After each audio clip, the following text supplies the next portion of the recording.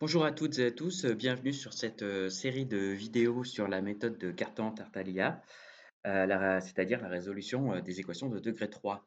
Je vais donc étudier cette résolution via la méthode de Cartan-Tartaglia en 5 étapes. En premier, je vais vous parler un peu du contexte historique et de l'imbroglio sur le nom de cette méthode. En deux, je vais rappeler quelques généralités sur les équations de degré 3 afin de comprendre pourquoi est-ce que cette méthode, en fait, elle va marcher et comment elle va marcher. Ensuite, en 3, je vais utiliser 2 exemples utilisant la méthode. 2 exemples, pourquoi? Parce que vous allez voir un peu plus tard qu'il y a 2 cas différents. Et en 4, je vais, du coup expliquer, la méthode et la démontrer. Et en 5, on fera une résolution complète d'une équation de degré 3 grâce à Cartan-Tartaglia. Et donc c'est parti pour, la première étape, c'est-à-dire le contexte historique. Alors déjà, la résolution des équations de degré 3, c'est une affaire italienne du 15e, 16e siècle. Alors italienne entre guillemets, pourquoi? Parce que tout simplement au 15e et 16e siècle, l'Italie n'existe pas, hein, l'Italie a été unifiée à la fin du 19e siècle et donc au 15e, 16e siècle, la botte italienne, hein, si on peut l'appeler comme ça, en fait, c'est une myriade d'États qui sont indépendants. Il y a le royaume de Naples, il y a les États pontificaux, il y a le duché de Milan, il y a la République de Venise, il y a Florence, Bologne, Sienne, etc., etc. Mais pour simplifier les choses, je vais les appeler, je vais dire que c'est des Italiens et de toute façon, ils parlent tous la même langue, la langue italienne. Il va y avoir 7 personnages que j'ai choisi d'identifier dans ce contexte historique et je leur ai donné des petits surnoms qui sont tout à fait subjectifs. On commence par le premier, le sceptique. Alors le sceptique, c'est Luca Pacioli, donc c'est au tout début, fin du 15e, début du 16e. Lui, il a plutôt été à Florence, il a plutôt étudié à Florence. Et pourquoi je l'ai appelé le sceptique? Parce que, en fait, dans son traité, donc il a publié à Venise Summa de Arithmetica Geometrica de Proportioni e de Proportionalita. Pardon si je prononce mal l'italien. En fait, il explique que pour lui, la résolution des équations de degré 3 n'est pas possible algébriquement. Alors, ça veut dire quoi? Ça veut dire qu'il n'existe pas en fait de formule qui va donner la solution. Alors attention, aujourd'hui, le mot algébrique a pris un autre sens. Aujourd'hui, un nombre algébrique, c'est un nombre qui est solution d'une équation polynomiale. Donc, a priori, les solutions des équations de degré 3 sont algébriques. Mais à l'époque, ça voulait dire autre chose, c'est-à-dire est-ce qu'on peut trouver une formule? Voilà. Et donc Luca Pacioli, lui, il pensait que c'était pas possible. Voilà. Le précurseur, Scipione del Fiero. Donc lui, il vient juste après Luca Pacioli, donc c'est pareil, hein, fin du 15e, début du 16e. Lui, il a plutôt étudié à Bologne. Et ce serait, je le mets au conditionnel, ce serait le précurseur de cette méthode. A priori, on pense qu'il aurait trouvé cette méthode et qu'il l'aurait consigné dans un carnet, mais il a toujours refusé en fait de le publier. Et ce fameux carnet, dont je parlerai un petit peu plus tard, on ne l'a jamais retrouvé. Donc on pense qu'il savait la méthode, qu'il la connaissait, mais on n'en est pas sûr.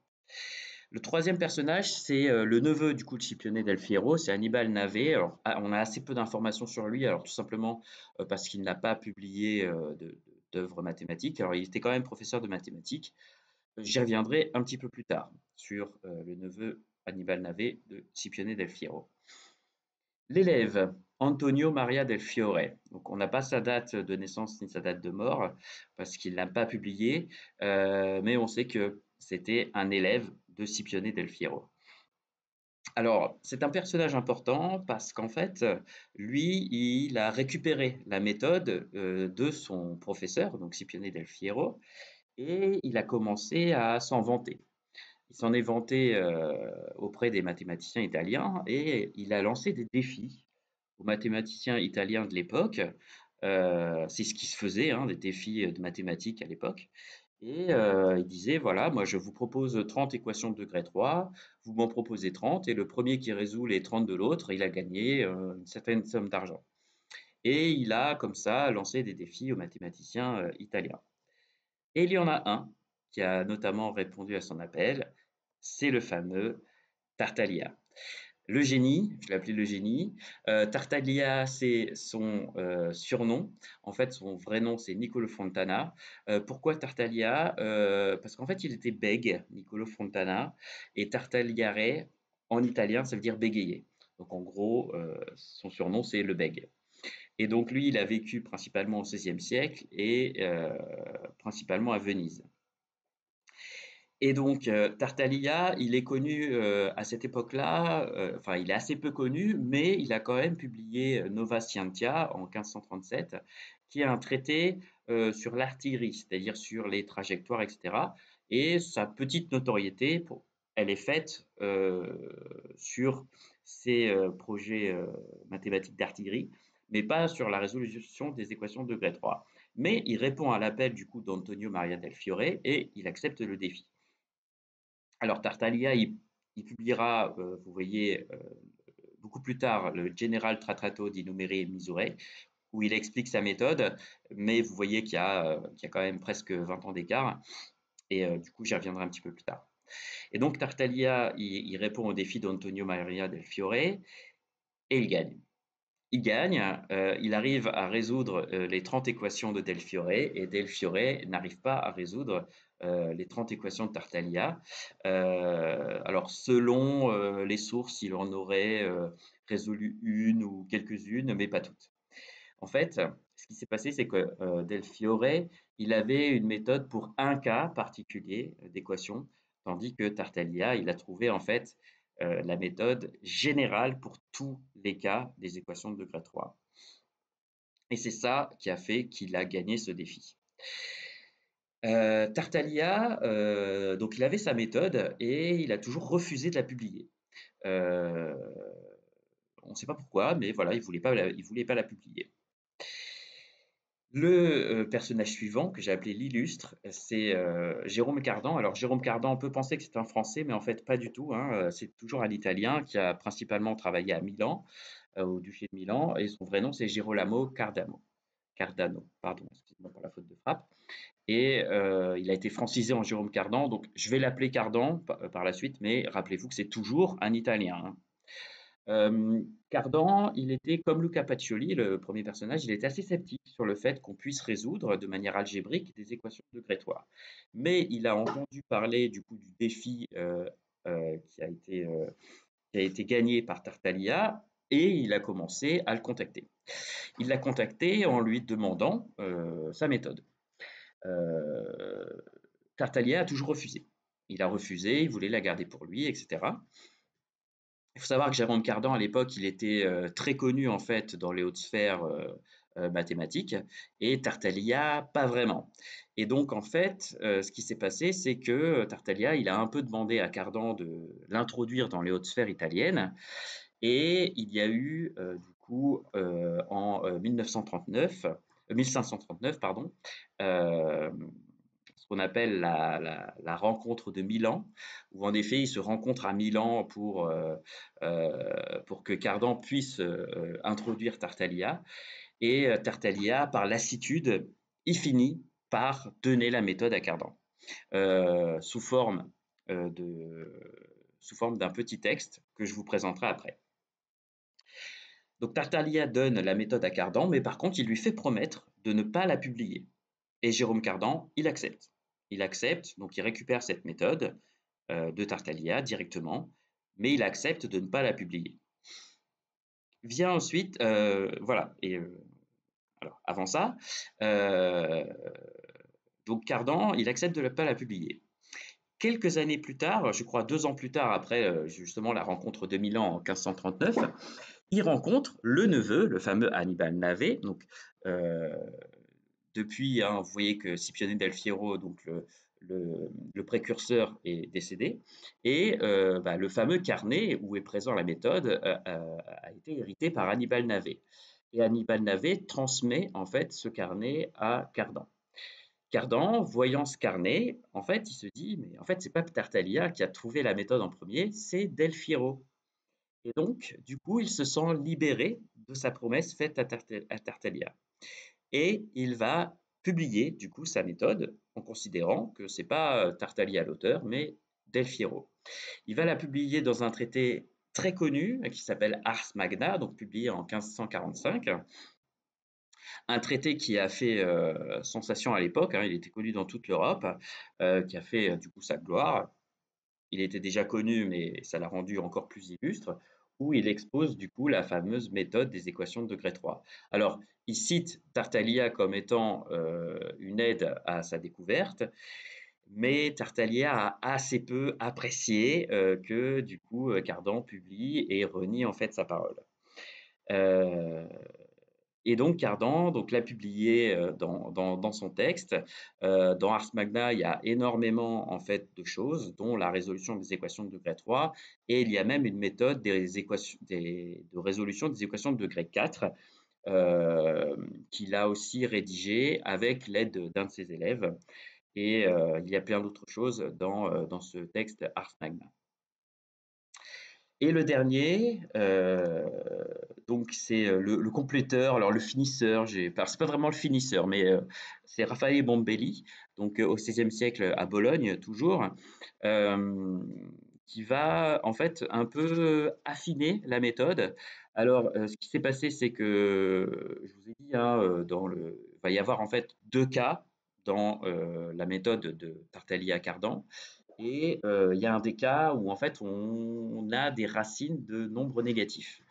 Cardan s'en occupe pas trop. Il dit que bon, il les utilise, mais il dit que voilà, ça marche et il s'en intéresse pas plus que ça. Et c'est Raphaël Bombelli qui va lui vraiment travailler sur ce deuxième cas avec les racines négatives qu'on connaît aujourd'hui comme les nombres complexes, mais rappelez-vous qu'à l'époque, hein, les nombres complexes n'existent pas, hein.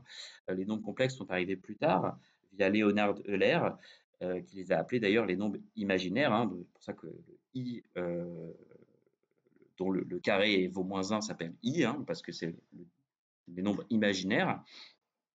Mais à l'époque, il n'y avait pas hein, les nombres complexes.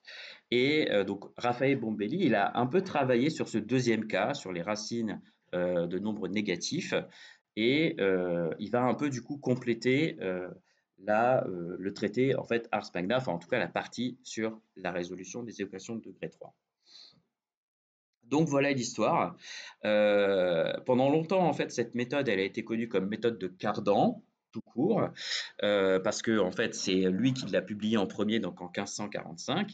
Tartaglia, vous voyez qu'il a publié plus tard, hein, en 1556, dans son donc General Trattato di Numeri e Misurae, mais c'était 11 ans plus tard, la méthode était déjà connue, Cardan était célèbre, et en fait, Tartaglia a toujours été dans l'ombre de Cardan. Ce n'est que assez récemment, en fait, qu'on a découvert que Tartaglia était vraiment l'auteur de cette méthode, et que du coup, maintenant, on appelle cette méthode la méthode de Cardan-Tartaglia. Oui, et Raphaël, donc j'ai terminé sur Raphaël Bombelli qui du coup il détaille donc ce que je vous ai dit, hein, la partie alors complexe mais sans les nombres complexes, donc sur les racines négatives dans son traité l'algébra en 1572. Et ça termine un peu l'histoire de la résolution des équations de degré 3. Alors ensuite, du coup, je vais vous présenter, alors donc c'est les deux principaux contributeurs de la méthode, hein, je vous ai mis leurs photos. Donc à gauche, c'est Niccolò Fontana, donc dit Tartaglia, le bègue, hein, et à droite, c'est Girolamo Cardano, qui est francisé en Jérôme Cardan. Donc Tartaglia à gauche et Cardan à droite. La note que Tartaglia, donc je vous ai parlé hein, de la fameuse rencontre de Milan en 1539, où Cardan avait promis à Tartaglia du coup de le présenter aux hautes sphères italiennes, et c'est à ce moment-là que Tartaglia en fait cède à Cardan et lui transmet cette méthode, et il la transmet de cette façon. Alors, je vous ai mis le texte italien à gauche et la traduction en français à droite. Moi, je vais lire la traduction en français parce que je ne parle pas du tout italien. Et vous allez voir un peu comment est-ce qu'on parlait mathématiques à l'époque. Donc, je vous cite la traduction en français. Quand le cube et la chose se trouvent égales au nombre, trouve-moi deux nombres dont la différence lui soit égale. Ensuite, comme cela se fait d'habitude, que leur produit soit égal au cube du tiers de la chose, et dans le résultat, il suffit en général de bien retrancher les racines cubiques et tu auras la valeur pour la chose.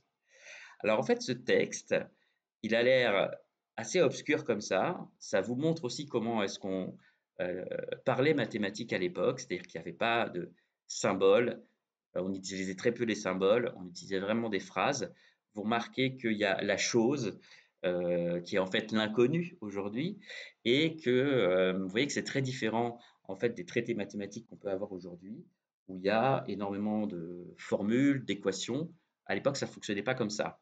À l'époque, il fonctionnait vraiment pas comme ça. Il n'y avait pas tout le symbolisme qu'on a aujourd'hui avec les égalités, les symboles, les racines carrées, les racines cubiques, j'en passe des meilleurs. Et, euh, et en plus, à cette époque-là, ils étaient encore très attachés à la démonstration géométrique. Alors, il faut savoir que les mathématiques en Grèce antique étaient vraiment essentiellement basées sur la géométrie. Il fallait que tout problème mathématique ait un contexte géométrique, un contexte pratique en fait. D'ailleurs, la méthode de résolution des équations de degré 2, hein, qu'on apprend au lycée, elle a été initiée par un mathématicien arabe, Al-Khwarizmi, d'ailleurs qui a donné son nom dans son traité Algébra, qui a donné donc son nom à algèbre et à algorithme. Et concrètement, hein, on lui a posé une question, voilà, on a un champ d'une taille bizarre, il faut le couper en deux parties égales, comment on fait? Voilà.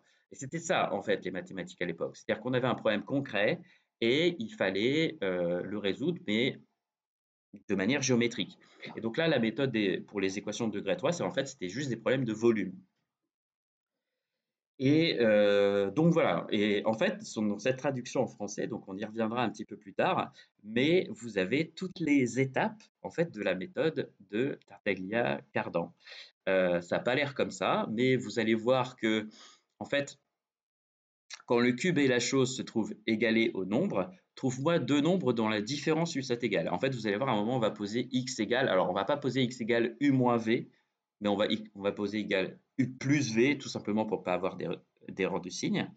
Ensuite, comme cela se fait d'habitude, que leur produit soit égal au cube du tiers de la chose. En fait, vous allez voir qu'en posant du coup ce x égale u plus v, on va avoir des conditions sur u et v et on va pouvoir, notamment sur leur cube, et on va pouvoir avoir des informations sur leur cube et résoudre à partir de ça.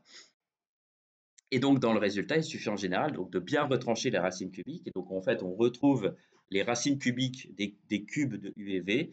On retrouve u et v. Et comme x égale u moins v ou u plus v, et ben, on retrouve x. Et en fait, vous allez voir, vous allez mieux comprendre la traduction en français quand on aura vu vraiment les 4 étapes en fait, de la méthode de Cardan-Tartaglia. Donc voilà pour ce texte italien et cette traduction en française. Et donc voilà, c'est la fameuse note qu'il a transmise à Cardan et qu'il a regretté, hein, il a beaucoup regretté de l'avoir transmis parce que 2 ans après, Cardan donc va publier, pardon, quelques années après, je crois que c'est pas 2 ans, c'est un petit peu plus tard, va publier Ars Magna où il va exposer sa méthode. Pour finir cette vidéo d'introduction sur le contexte historique, je vais citer 3 sources bibliographiques qui sont trouvables librement sur Internet et qui détaillent davantage cette histoire et dont je me suis inspiré. Et donc, je remercie beaucoup les auteurs de ces 3 sources. Alors, le premier, c'est Le secret et la règle, Tartaglia versus Cardan. En fait, c'est un texte de Michel Serfati, donc paru dans le séminaire de philosophie et de mathématiques. Et en fait, dans le secret et la règle, il y a plusieurs fascicules. Et dans le fascicule 6, il détaille justement cette histoire de Tartaglia et Cardan. Donc, je vous ai mis l'adresse internet et je vous le mettrai en description de la vidéo. Le deuxième texte, s'appelle Une histoire très détaillée de Tartaglia et Cardan par M. K. Alors, je ne sais pas comment ça se prononce et je n'ai pas réussi à trouver son prénom, qu'il a partagé sur son site internet. Donc là, pareil, je vous ai mis le site internet, mais j'ai pas trouvé d'adresse plus courte. Je m'en excuse, donc je vous mettrai du coup le lien en description. Et cette histoire très détaillée de Tartaglia et Cardan, en fait, c'est un peu un résumé avec des gros guillemets du texte de Bernard Icare, pardon, Tartaglia contre Cardan, qui est partagé sur son site. Il a un très beau site, Bernard Icare, sur les mathématiques. C'est un chercheur en mathématiques. Et si vous allez sur son site, hein, en fait, du coup, sur la gauche, vous avez une section Histoire de mathématiques. Et donc ça redirige vers le site www.ist-math.fr et il y a, un texte sur, Tartaglia. Voilà, je m'arrête ici pour le contexte historique et donc dans la deuxième vidéo, on verra quelques généralités sur, les équations de degré 3. Je vous remercie et à très vite.